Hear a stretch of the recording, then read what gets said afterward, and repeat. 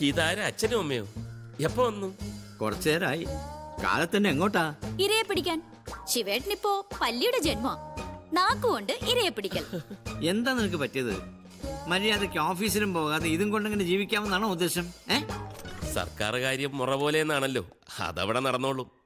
ഇനി ഏതായാലും അച്ഛനും അമ്മയും ഓട്ടോ പിടിച്ച് കഷ്ടപ്പെടണ്ട. അതെന്താ? പോർച്ച് കിടക്കുന്നുണ്ടില്ലേ പുത്തൻ കാറ്? എത്ര ലക്ഷത്തിന്റെ മുതലാന്നറിയാവോ? കണ്ടു.